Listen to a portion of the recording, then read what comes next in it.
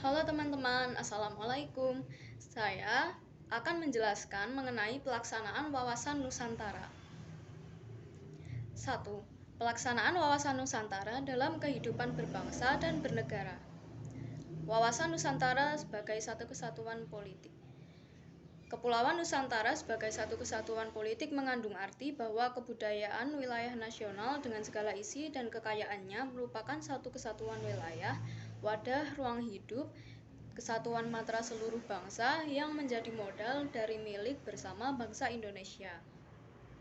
Selain itu, bangsa Indonesia yang terdiri atas berbagai suku, berbicara dalam berbagai bahasa daerah, serta memeluk dan meyakini berbagai agama dan kepercayaan terhadap Tuhan Yang Maha Esa, harus merupakan satu kesatuan bangsa yang bulat dalam arti seluas-luasnya.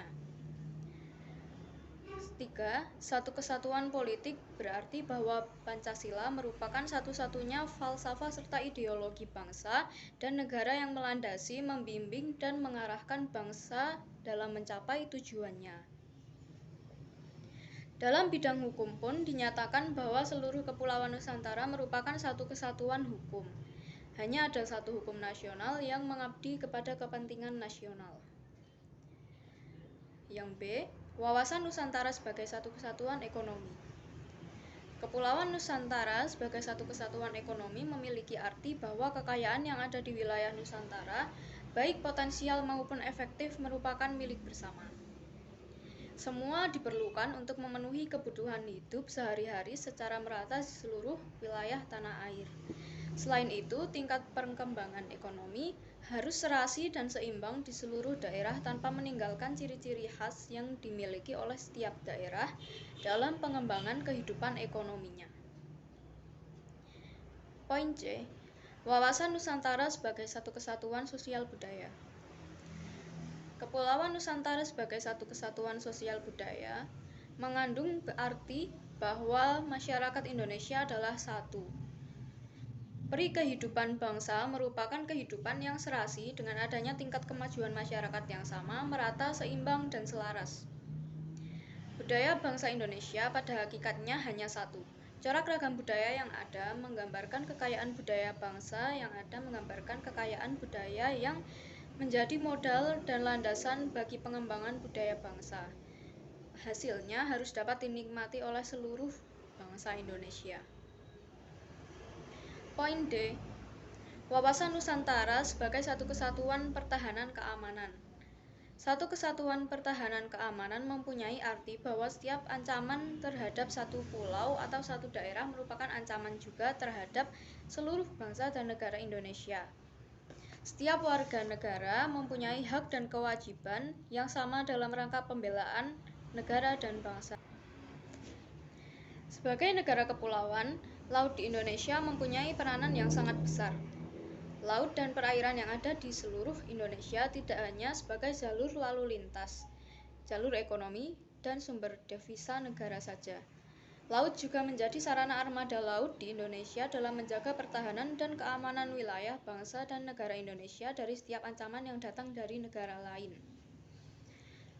Kestabilan pertahanan dan keamanan di laut bagi bangsa Indonesia akan dapat meningkatkan ketahanan nasional pula.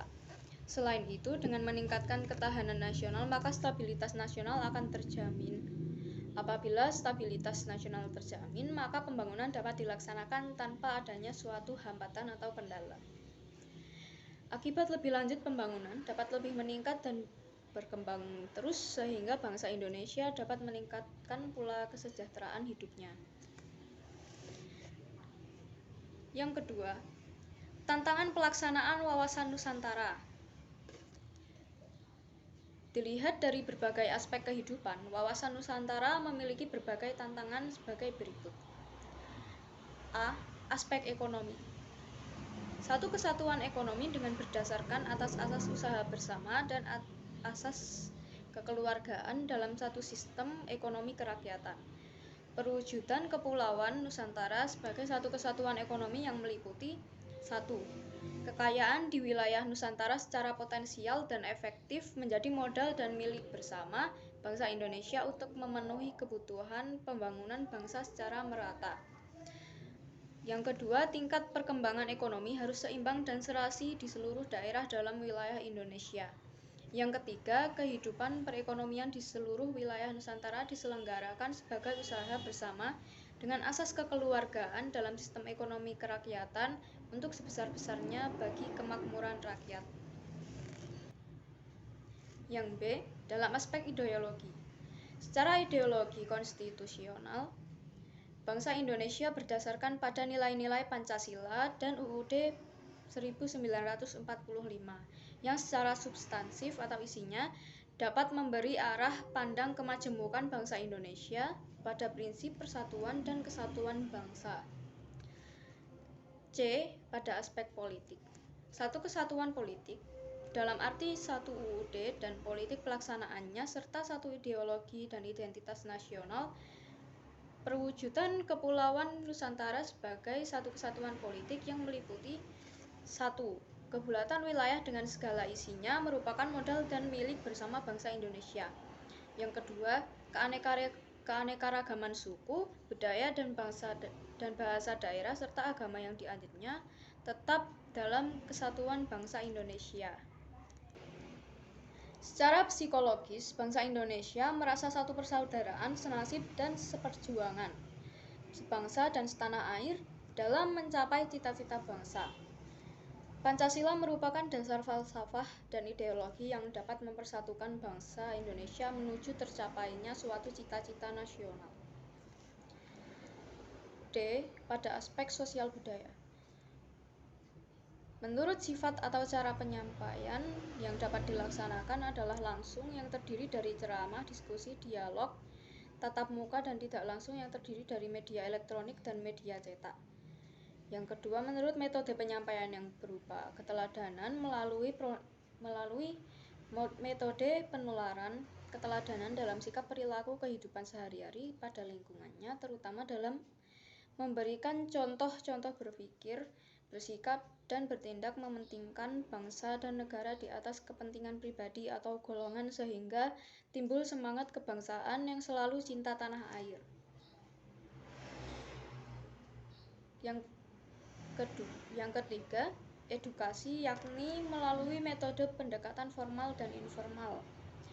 Pendidikan formal ini dimulai dari tingkat taman kanak-kanak sampai perguruan tinggi, pendidikan karir di semua strata dan di bidang profesi, penataran, kursus, dan sebagainya. Sedangkan pendidikan non-formal dapat dilaksanakan di lingkungan keluarga, pemukiman, pekerjaan, organisasi kemasyarakatan.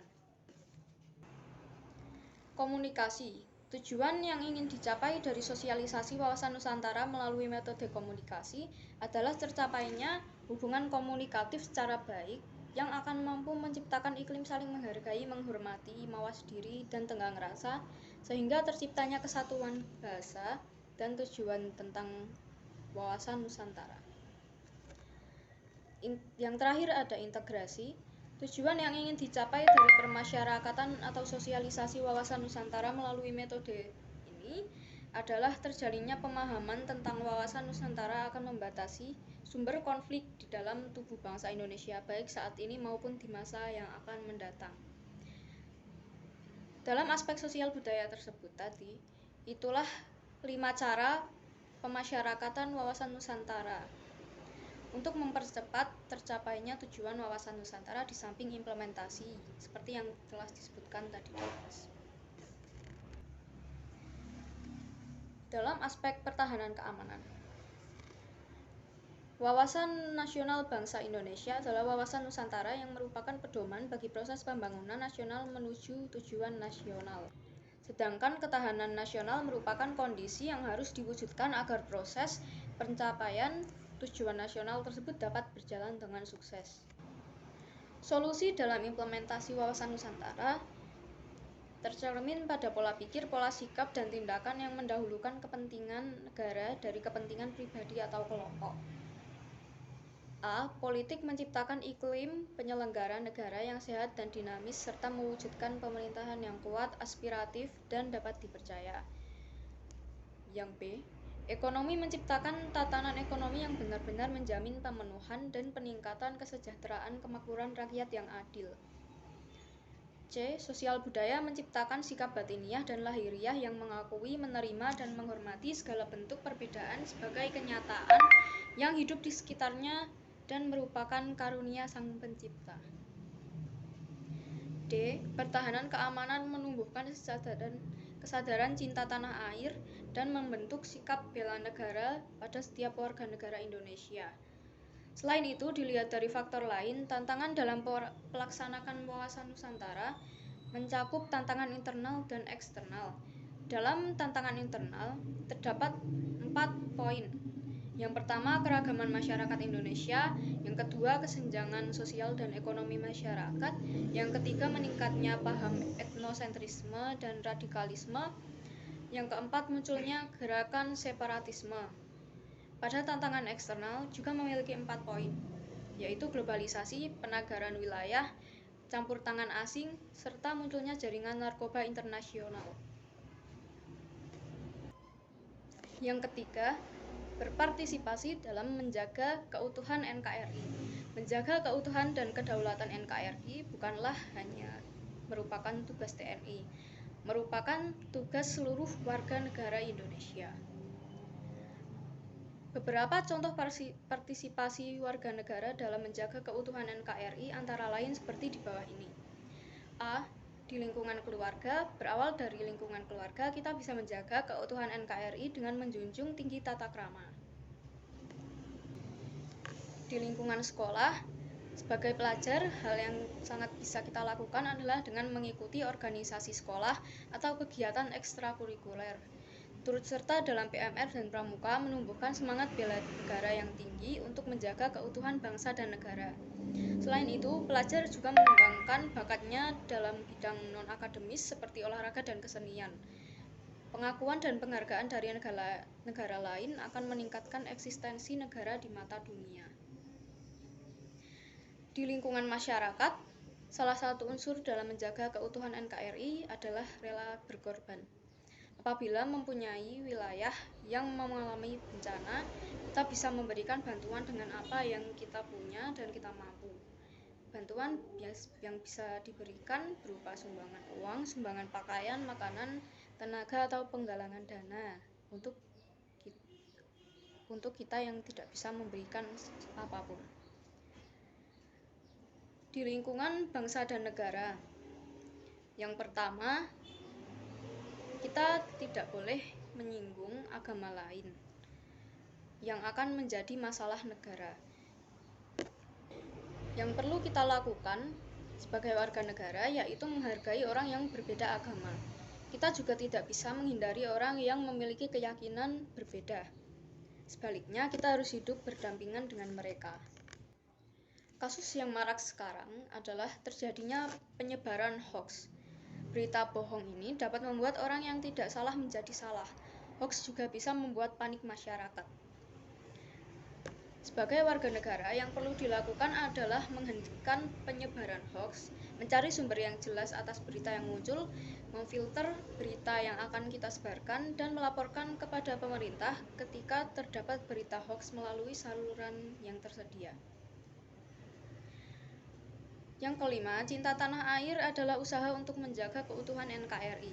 Salah satu bentuk cinta tanah air adalah membeli produk lokal agar selalu berkembang. Membeli produk lokal dapat meningkatkan perekonomian daerah hingga perekonomian negara.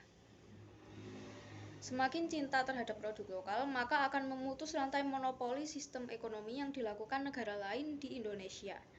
Mencintai produk lokal dapat ditunjukkan dengan cara membeli hasil produksi dalam negeri sehingga pendapatan negara akan meningkat.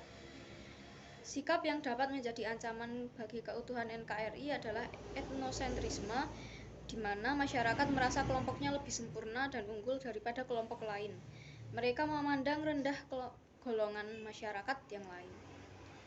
Hal ini dapat menimbulkan beragam contoh stereotip dan memicu adanya konflik internal. Kita harus menerima dan menghargai teman dengan suku, agama, ras, dan golongan berbeda, serta adat istiadat dan kebudayaan mereka, sehingga akan meminimalisir perselisihan dan memupuk solidaritas. Yang terakhir, Kita bisa mempelajari kesenian dan budaya daerah agar tidak punah dan tidak tergantikan oleh budaya asing yang masuk. Sekian yang bisa saya sampaikan. Terima kasih teman-teman.